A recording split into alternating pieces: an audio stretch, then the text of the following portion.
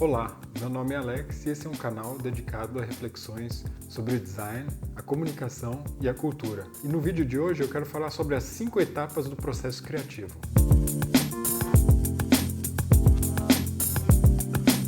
Provavelmente o que eu vou falar aqui nesse vídeo talvez já seja de conhecimento de todos vocês. É uma coisa que talvez a gente já faça intuitivamente quando a gente está pensando em criar alguma coisa. Mas, de qualquer maneira, entender essas etapas e saber distinguir uma etapa da outra é um processo bem interessante, porque permite que a gente analise cada etapa e veja o que está faltando, o que a gente pode melhorar. Isso, sem dúvida nenhuma, contribui para que a gente entenda melhor como funciona um processo criativo também. Então vamos direto para o assunto já. O processo criativo, então, ele começa sempre por um problema. Isso ocorre tanto no design quanto na arte. Talvez a diferença aqui seja que no design o problema vem de algum cliente e na arte pode ser o próprio artista que vai elaborar esse problema. Mas independente disso, parte-se sempre então de um problema. Então eu vou apresentar agora as 5 etapas do processo criativo. A primeira etapa, então, é a etapa da preparação. E essa etapa da preparação, ela pode se dividir em 2 partes. Primeira parte, de entender o problema,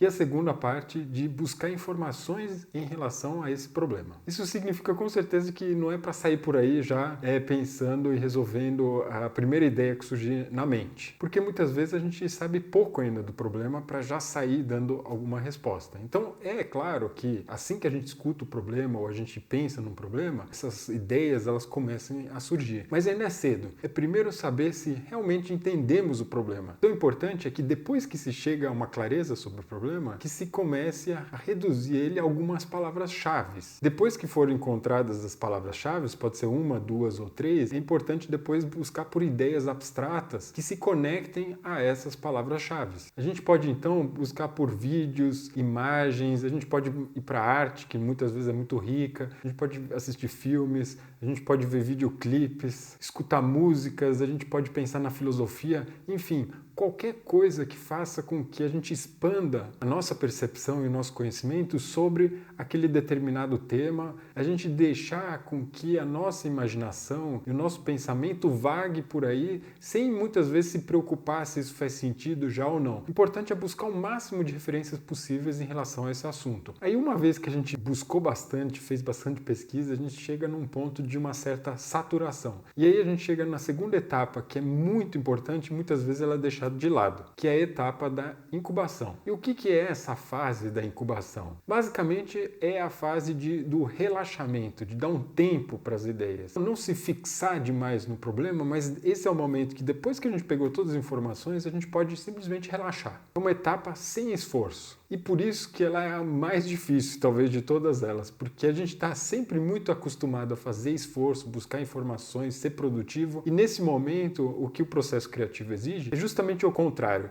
algo que a gente treina com pouca frequência, que é o relaxamento. Então, aprender a soltar as ideias, deixar com que o subconsciente trabalhe e articule todo aquele material que foi encontrado durante o processo de investigação do problema e o levantamento das imagens, ou enfim, das referências durante a pesquisa. Isso se comprova com a experiência própria. Quantas vezes a gente não tem problemas e a gente acaba resolvendo esses problemas, de certa maneira, quando a gente está no momento mais relaxado, andando de bicicleta, conversando com alguém, tomando banho, enfim, fazendo alguma atividade que não está relacionada ao problema, e naquele momento a gente consegue, de certa maneira, largar um pouco o problema, esquecer dele, e aí que surge a oportunidade para que novas relações se formem para dar uma resposta mais original, mais criativa sobre aquilo que a gente está investigando. E aí, nesse ponto, muito trabalho ou estresse são justamente aqueles impeditivos. Também medo, qualquer situação em que a gente fique emocionalmente instável ou sob muita pressão ou cansado, faz com que esse processo se torne menos eficiente. Enfim, nessa etapa aqui, o importante é que a gente deixe com que a mente trabalhe no livre devaneio, o sossego é fundamental,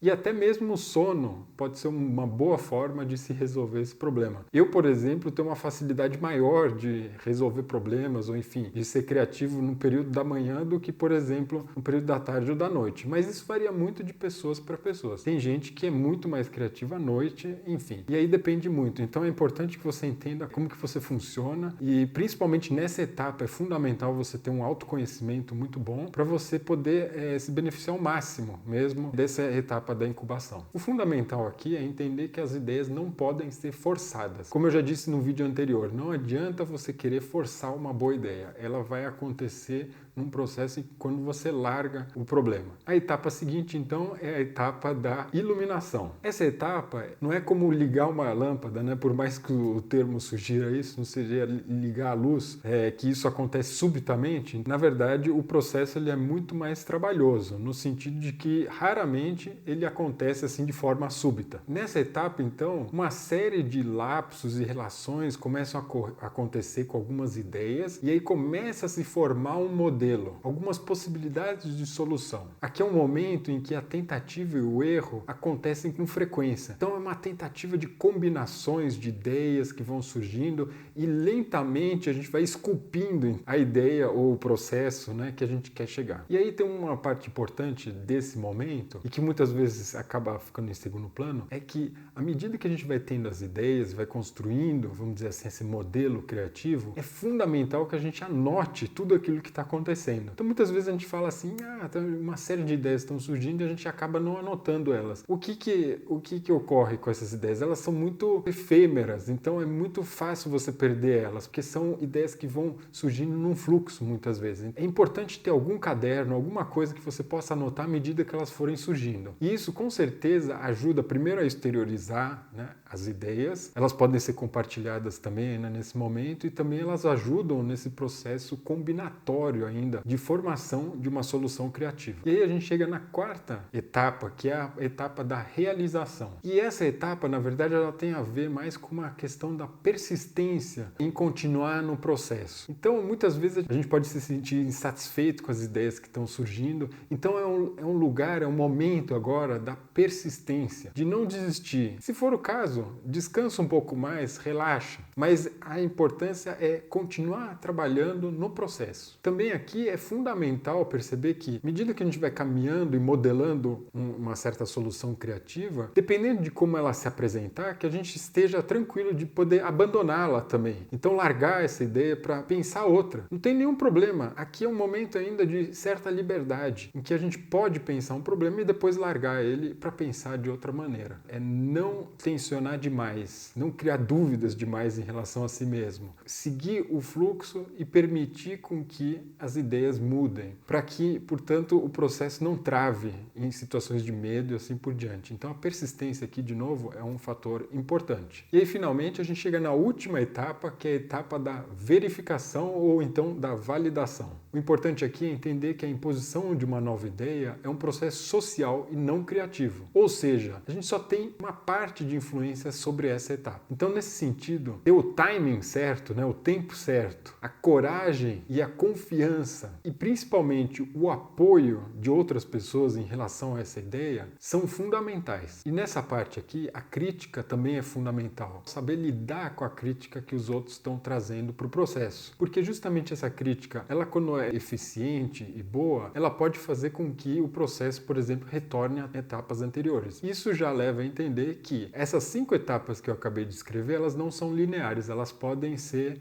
fora de ordem. Então, muitas vezes você pode, por exemplo, passar pelo processo de levantar um problema, entender melhor o que ele é, investigar as soluções, fazer o processo de incubação e aí no momento em que você vai buscar uma compreensão melhor daquilo tudo que aconteceu, talvez você perceba que não entendeu ainda direito o problema, então você talvez tenha que voltar novamente para a primeira etapa. E isso pode se repetir em todas as outras etapas seguintes, principalmente nessa da validação. Quando você apresenta esse processo, você apresenta os resultados e recebe uma crítica que faz você repensar em algumas das etapas e talvez até mesmo o próprio problema. Por isso que o próximo vídeo que eu vou fazer vai ser sobre isso, como fazer uma crítica, né, sobre um trabalho criativo. Então o vídeo de hoje era sobre isso. Eu pontuei aqui algumas questões das etapas do processo criativo. Claro que cada uma dessas etapas requer muito mais atenção e daria para fazer um curso sobre isso. Então se vocês gostaram do vídeo ou tem alguma outra questão que vocês queiram trabalhar, por favor, escrevam nos comentários para a gente conversar um pouco mais sobre essas questões também. Obrigado então por assistir e a gente se vê no próximo vídeo.